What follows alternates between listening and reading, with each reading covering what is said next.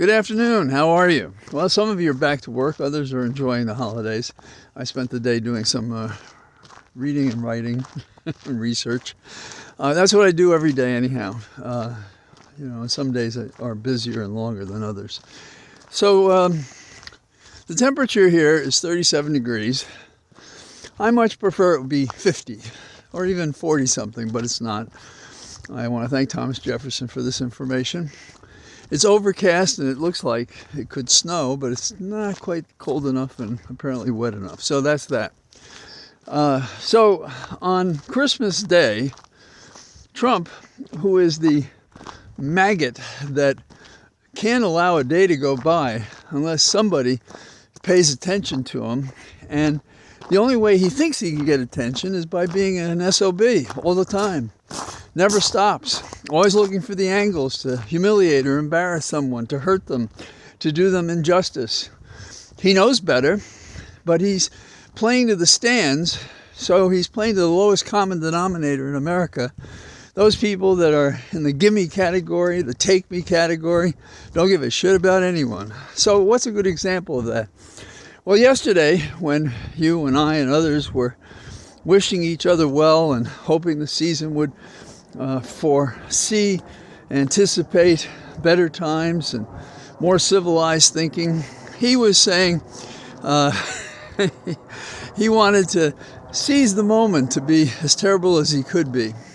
So he talked about maybe we should take over Canada, for example, make it the 51st state. Isn't he something?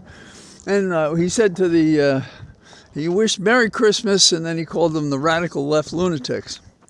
I once was on the Hannity show, and he kept wanting me to attack Islamic individuals generally, as opposed to whatever terrorists were operating, and I refused to do it. And we had a break in the thing, and I don't know how to say this so that I don't do him an injustice. But in a lighthearted way, if you can imagine, and of course nothing comes out of these people that is itself lighthearted, he said, you're a lunatic with a bow tie. So I wondered when I heard that Trump said this yesterday if Hannity was writing his lines for him. By the way, he was also opposed to pardons for those on death row, and he said they should all go to hell. So we had Trump unplugged, insulting, trash-talking felon. That's what we get from this guy all the time. And it's, on the same day, yesterday, as I understand it, Rudy Giuliani, the counsel to this madman, Trump, he dressed up as Santa to raise money to sell the coffee that he put his name on it. Now, I don't know about you, but why in the world would I go out and buy coffee that Rudy had anything to do with? I mean, why would I know the beans are better or taste better? I suppose I'd be tempted, except for the fact that I'm not going to pay a dime to help Rudy meet any of his obligations to anyone else. As far as I'm concerned, he can sink down into the quicksand of his misdeeds. That's his business. And in the category of don't give a blank and don't know how to give a blank, Putin's Russia's air defense geniuses shot down a plane apparently going to Russia. And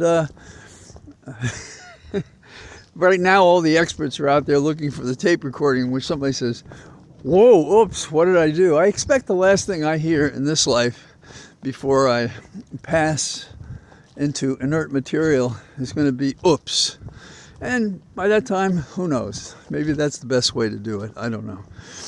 Now, if we're looking for a theme for America that is ironic, not perfectly matching, but similar, it is, I think, Land Baron John Dutton, played by Kevin Costner, an outstanding actor, in Yellowstone. I assume Yellowstone refers to gold, and it's placed in Montana, where there is a Yellowstone National Park. And it seems to me that the show mimics the nation's failure, its faults, in the similitude of capturing the Old West made new and current in our modern set of non-ethics, do what is possible, situation ethics, I guess. So maybe situation ethics makes sense when there's no law to follow. But when you eliminate and ignore the law and the Constitution, then you have thrust upon you situation ethics, and you steal and take and do terrible things. So what would be an example of that in living color? Well, the judges who are appointed need to be appointed by before the new Congress, and then the new Congress with its new Constitution in terms of the numbers, they will get the nominations from Trump. And if the past is any indication, there'll be people that you wouldn't want to have park your car, much less write law. And write law is correct, by the way, because if there is no case that precedes the one you're handling, and you're writing a decision, you're writing law. If you're interpreting something that happened before, but not quite the same thing, you're writing law. Anyhow, there are 4 judges who said they were going to go to senior status, which meant they were going to step down from the bench and fill in when asked, perhaps on a regular basis because the dockets are heavy. And they've changed their mind. And that has the Republicans all upset. They shouldn't be able to do that.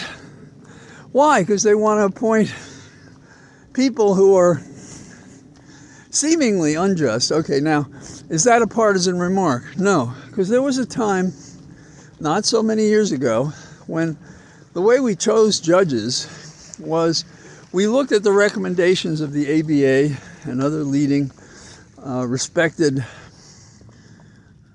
panels from organizations that voted for a judge that had the qualities to administer justice, to find justice, that had experience, perhaps as a prosecutor, often as a prosecutor, by the way, because we're always kind of guarding the, how would I say it, the prerogative to prosecute anybody we damn well please. And so good prosecutors who become defense counsel may never get to the bench. Some do, but they kind of adjust their sails to satisfy the nominations, the nominators, the president and the panels, and that's what we get.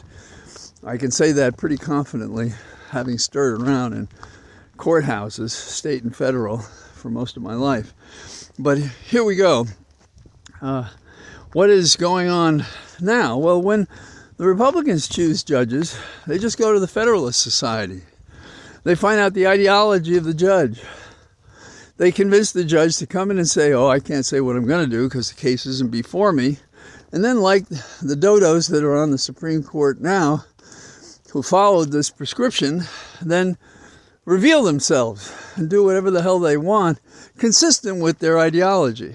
Okay, so that's one of the things that strikes me as examples of more serious offenses. Another one, of course, is the notion that we're going to separate families. We're going to have children who are born here and are citizens in families where mom and dad were not, and we're going to get them thrown out of the country. And the character who's comfortable with that is the guy who used to do it. And they are going to separate families. They're going to put the kids in cages and they're going to move on. You know, it's hard to imagine that you actually have to speak about this and against it, because the appointee, who would be the immigration czar, that's what he's going to do. It's really something. And then in terms of stupidity, And, well, I'll talk about it. They're talking about prosperity Christians. Now, if somebody is going to espouse Christianity, whether they believe in the faith or not, they really should learn the damn rules. Read the book. Start with Matthew. Read the whole thing. See what it says. Now, we're talking about Hispanics choosing Trump because they are prosperity Christians. If they believe in Jesus, Jesus will make them rich, just as he made Trump rich. Oh, you know, in the not so fine print, it says that sooner, Jesus says in the Sermon on the Mount, Matthew, read that sooner a camel will go through an eye of a needle than a rich man will enter the kingdom of God. Now, I've had people tell me, well, you know, Jesus could do that, but we can't.